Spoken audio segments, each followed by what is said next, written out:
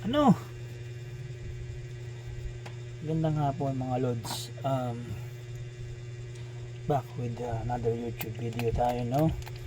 Wala munang face reveal ulit at kakatapos lang natin mag mimo kagabi. Medyo nangalay tayo, napagod tayo, but inventory check tayo ng ating mga darts, no? Tsaka tackle na rin natin yung isang topic na paano kapag marami kang darts, ano yung pipiliin mo para yan ang gagamitin mo pag maglalaro ka, diba? Ano kasi mga steps yan na kapag papalit-palit ka ng darts, syempre hindi may iwasan mawawala ka sa hagis, especially kapag iba-iba yung grams ng darts mo. Gaya nito, mostly itong mga to 24 grams, pero meron tayong mga 23, gaya nito 23, although close sila doon sa timbang, pero syempre iba pa rin yan. 23, 22, 22, 23, tas mostly 24 na yan. Meron din tayong 25. So anong gagawin mo kapag ganun, 'di ba?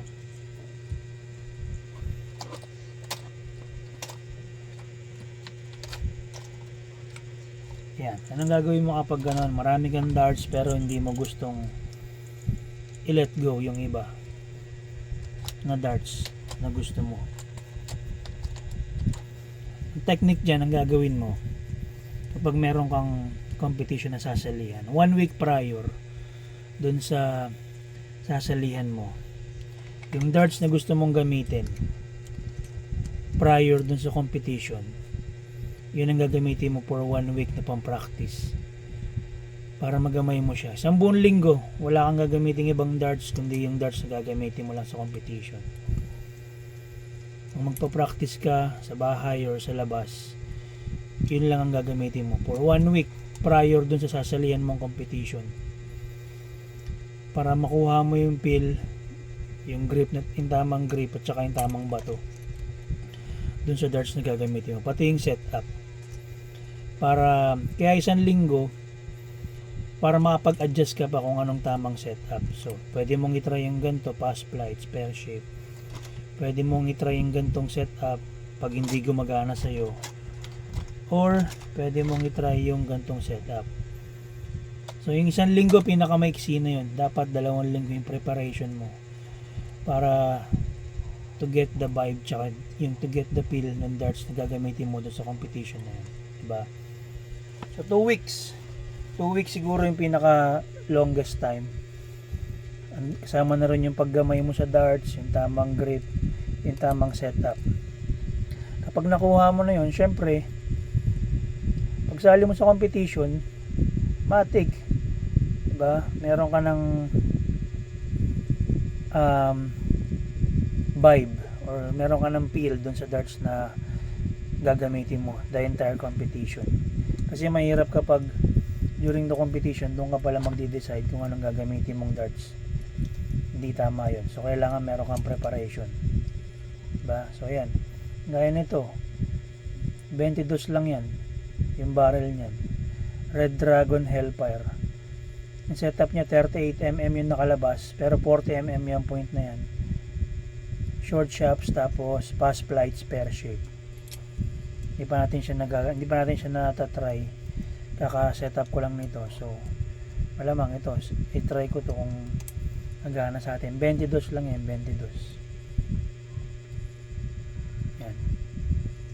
Ring type, diba? So pwede natin siyang i-try kung yan ang gusto mong gamitin sa competition. Pwede rin tong sniper, which is yung pinaka-poging dart sa lahat. Ayan, o. Naka-touch point siya ng Q-Sol. Saktong-sakto dun sa may tip ng barrel niya. Ayan, o. 38mm yan. Short shafts, tapos Velos pass flights 23. So pwede mo siyang gamitin for 1 week. Tama na yung setup nito sa flights at sa shop. So yung paggamit na lang sa darts, yung pag-peel sa darts, para siya gagamitin mo The entire week siya lang gagamitin mo, wala kang ibang gagamitin. Para pag nilaro mo siya, gamay na gamay mo yung hagis niya. Pero merong isang setup na pinakamahirap gamitin sa lahat. To. Pinakamahirap to. Yan, yung gantong setup. Short chops, slim plates. Alam nyo kung bakit kasi ito napakabilis nitong plates na to. Sobrang fast plates to. Kung may mga fast plates na tinatawag, ito yung pinaka-fast sa lahat. Mabilis to, mabilis. Nagaano siya, yung trajectory niya, akala mo diretso, gumaganyan yan. Lumiliyad yan. Gumaganyan sa board yan. So adjustments talaga ang gagawin mo dito sa gantong plates. Sobrang hirap gamitin itong plates na to. Sobrang hirap gamitin ito. Gumaganyan yan guys. Oh. Gumaganyan yan sa board dyan. Mahirap gamitin yan. Sobrang hirap gamitin itong darts. Itong plates na to. Yan. So ayan yung mga dapat mong i-consider kapag lalaro ka ng competition. Kailangan mo isang linggo ka. MBG ko nga, hindi ko na nagagamit. Oh. Ang gandang setup pero hindi ko na nagagamit. Sobrang dami na nila. Hindi tayo yung may pinakamaraming darts pero yun nga, marami. So kailangan talaga yung preparation. Ito pa isa. Oh. Dahil natin mga gandang darts. Ayan, oh. Diba? Brand new rin yan. Viper. Zion Viper yan. 24 grams. Bago. Hindi pa rin na ito pa isang bago. Brand new rin. Pero nagamit ko na to. Nag second place tayo rito sa Mimo. Wildcats. May 36mm siya. Pero 34 lang yung nakalawit. Yan. Wildcats. Isa rin sa magandang darts to. Long barrel siya. So kailangan short shops. Tapos regular plates. Yan. Yan ang tamang setup niyan. Win mount din yan. Yan. Wildcats. 24. So marami tayong darts na hindi magagamit. So dapat pag nagpa-practice ka, pwede mo siyang gamitin lahat pag nagpa-practice ka. Practice lang naman, di ba? Pero pag malapit na yung competition, mamili ka ng darts na gagamitin mo, di ba?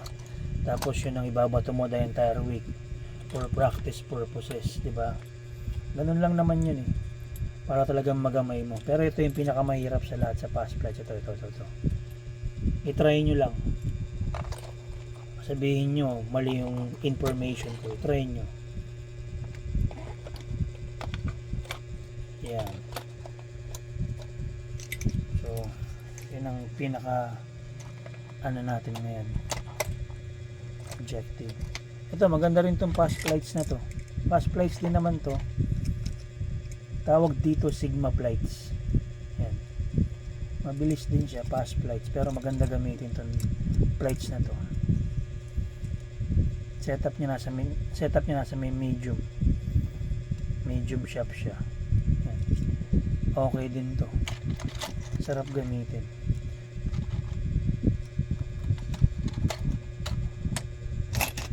Ito yung hirap na hirap akong gamitin din na setup. Front load siya. 180 chameleon zircon 24 grams front load. Tapos pass plates. Ang bilis ng hagis niya sa dartboard. Tapos sa kanya ko install tong tawag sa point na to lunar points. Na kay Phil Taylor yan nung nakaraan eh. Pinagpalit ko. So yan, lunar points. Naka lunar points siya. Yan yung mga setup natin. Baka itong gamitin ko susunod. Itong sniper. Kasi ito, pagod na itong torpedo ko eh. Siya yung ginagamit ko, 24 grams. Pero good results naman yung binibigay sa atin. Nangalay lang talaga tayo kagabi. Napagod na tayo kagabi. Ito yung Phil Taylor natin.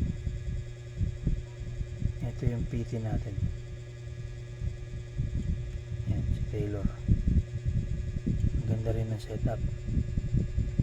Pwede rin naman siya, kaya nagkakaproblema kapag umagi, sumasabit yung kamay ko dito. Ito, sumasabit yung daliri ko dito sa grip na to. Ayan o, kung aanay nyo magaspang siya, sumasabit, so doon ako nagkakaroon ng problema. So yun guys, yun yung topic natin ngayon, no? Kapag lalaro ka ng competition tas marami kang darts, hindi ka makapili or hindi ka makapag-decide, kailangan mo mag-decide within 2 weeks prior dun sa competition para gamayin mo yung darts na gagamitin mo. Wala kang ibang darts na ihagis kundi yun lang for the next 2 weeks bago mag-competition, para magamay mo siya, makuha mo yung vibe ng darts, makuha mo yung tamang setup. Yun lang for the next 2 weeks. Kang para hindi magbabago yung yung feel ng kamay mo. Same darts for kung bihasa ka na, 1 linggo pa rin ng preparation. Ganun. Kung Peter Wright ka, 'di ba? Si Peter Wright siya yung good example ng palit ng darts, 'di ba? Yan naman yung nangyari. Hindi siya nakakakuha ng mga title or nakakakuha ng magandang placing. Kasi nga marami rin siyang darts. So, yun ang gusto niya eh. Marami siyang darts na, 'di ba? Endorser siya ng darts eh. Kasi world champion nga. So, ang tendency, palit siya ng darts. Kahit nga sa 'di ba, sa game proper mismo, meron siyang extra darts, nagpapalit siya. Yun ang pinakamahirap. Mahirap manalo pag ganun. So, yun. 'Di ba? Yun, pro player na yun, 'di ba? Pero nahihirapan pa rin. What more dun sa mga kagaya lang natin na novice players lang, diba? So, ganun yung tamang style doon. 2 weeks prior, yun na yung siguro yung pinakamaiksi dahil novice ka. Gamayin mo yung darts na gagamitin mo para pagsalang mo sa competition, may laban-laban ka, may feel ka, diba? So, yun. Ganun yung ginagawa ko. Ang ginagawa ko 1 week lang. 1 week, isang darts lang yung ginagamit ko pang practice. Tapos sa competition siya lang yung ginagamit ko, diba? Para at least alam mo na yung bato dun sa darts na yun, yung style, yung game proper. So yan, ayun muna yung ating short video